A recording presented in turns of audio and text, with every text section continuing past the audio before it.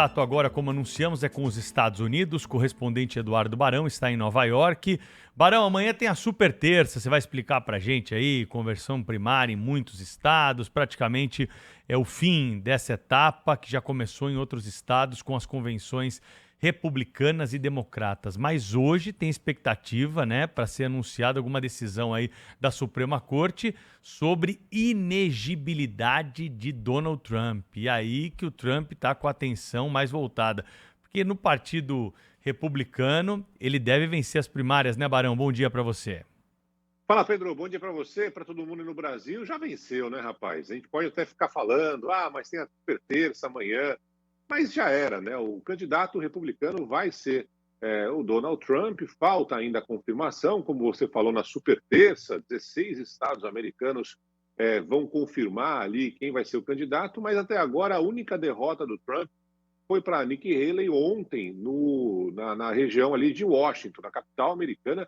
Para você ter uma ideia, da última vez que tivemos eleições por lá, os democratas venceram em Washington com 92%. Então é um local onde normalmente os democratas levam com tranquilidade. Então, pouco importa por Trump perder em Washington. Ele venceu em todos os outros locais e deve amanhã ganhar de lavada também na super terça. Assim como o Joe Biden, né, que praticamente não tem adversário, tem vencido as primárias em todos os estados, os democratas confirmando o nome do presidente atual que vai tentar a reeleição. Você falou sobre a situação da Suprema Corte, ela acabou sendo empurrada um pouco para frente, ficar lá para o meio, talvez no final do ano, mais perto da eleição. Então, as chances do Trump não conseguir ter o nome ali na cédula, com a decisão da Suprema Corte, vai sendo empurrada para frente. E mesmo assim, a Suprema Corte já deu sinais de que vai manter o Trump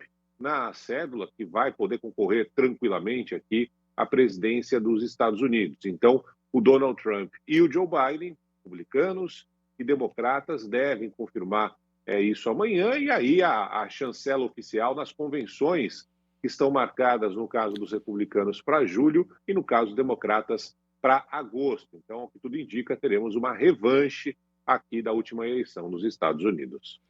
Pois é, Barão, Oi, Cláudio.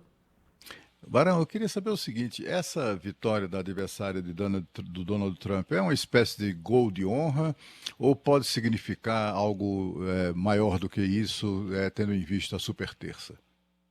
Acho que não, Cláudio, acho que não. É como se fosse ali um gol de honra. O que dizem é que os republicanos em Washington, que já conviveram de perto com o Donald Trump, não querem tê-lo mais uma vez ali na Casa Branca, dizendo que a situação ali em Washington durante o mandato de Trump não foi dos mais tranquilos, inclusive para os republicanos. Então, o voto em Nikki Haley seria nesse sentido. Mas é muito pouco, né? A quantidade de delegados.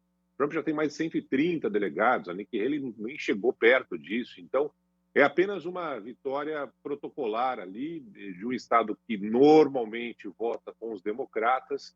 E amanhã a vitória de Trump vai ser acachapante. Desses 16 estados é provável que ele consiga ou os 16 ou perto disso. Então, Trump vai ser confirmado como candidato republicano mesmo nessa eleição de novembro.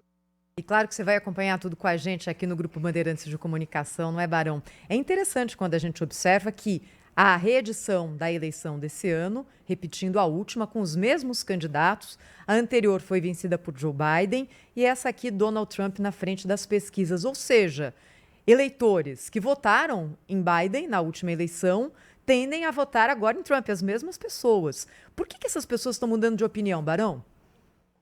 Por vários motivos, Thaís. Sempre a economia é o que bate primeiro no bolso do americano, né? A inflação ainda está complicada. Você vai ao mercado aqui no mês seguinte está com preço diferente. Muitos entendem que Joe Biden já está com uma situação de saúde mesmo complicada, e isso ele vem provando no dia a dia, né? Nas falas dele, na forma com que ele acaba se locomovendo mesmo, né? O Trump mostrando muito mais vigor físico, essa é outra questão.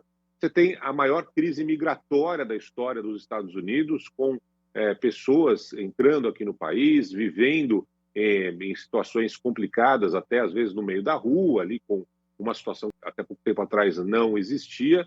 e também a questão externa. A gente está vivendo 2 guerras nesse momento, durante o mandato de Joe Biden, e ele não consegue chegar ao cessar-fogo que tinha prometido para hoje, por exemplo, no caso do conflito entre Israel e o Hamas. Então, são várias situações envolvendo o atual presidente, críticas que são feitas ao atual presidente, inclusive, se você pegar as pesquisas, né, cortes, como você falou, de eleitorado que tradicionalmente escolhem presidentes democratas, já estão apontando que dessa vez vão escolher o Trump.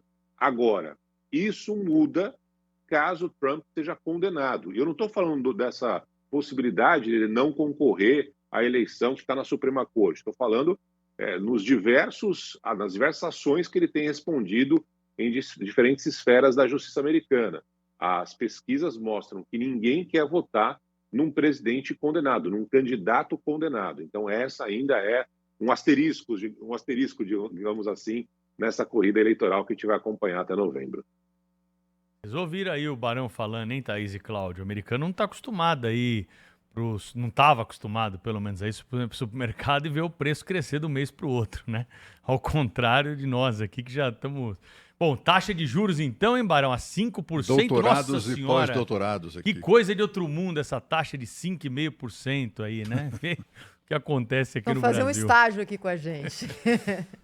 O Barão, um abraço para você. Mas é uma pena, viu, rapaz? É uma pena, porque é complicado. Você sabe como a inflação vai comendo, né? O salário é o mesmo e a inflação vai comendo. Os caras têm que trabalhar 2, 3 empregos, então é uma situação que acaba caindo, claro, no colo do atual presidente. Né? Não, sim, é que nós estamos falando assim, para a realidade do brasileiro, isso faz parte claro, da rotina, né?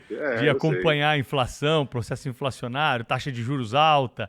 Então já faz parte da rotina, né? Para eles sabem de nada, muda um inocentes. pouquinho, já. Eu acho que é melhor eles fazerem um estágio lá na Argentina, para entender como que funciona isso. Ali é um estágio pesado. Intensivão. Tratamento de choque.